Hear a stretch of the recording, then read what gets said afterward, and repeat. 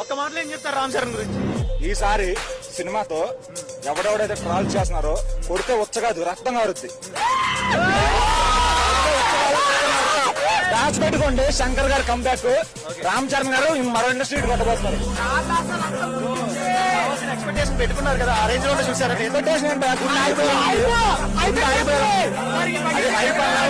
అయిపోతుంది. నిజంగా చెప్పాలంటే నేను అలాగే చూడాలనుకున్నాను చరణ్ గారిని. అంతకు పదింతలు చూపించారు శంకర్ గారు. ఒక మగధీర, ఒక రంగస్థలం, ఒక ట్రిపుల్ ఆర్, ఒక గేమ్ చేంజర్. సెలబ్రేషన్ స్టార్ట్ అయినాయా? తప్పకుండా ఇది 4వసారి. ఇప్పుడు రాజమౌళి గారికి ఇండస్ట్రీ ఇచ్చారు, పదివారికి చెప్పవసరలా. సుకుమార్ గారికి ఇండస్ట్రీ ఇచ్చారు, చెప్పవసరలా. రాజమౌళి గారు మళ్ళీ ఇండస్ట్రీ ఇచ్చారు, చెప్పకర్లా. ఈసారి శంకర్ గారు తెలుగు సినిమాలో ఒక చాపు లాంటి హీరో నమ్ముకున్నారు.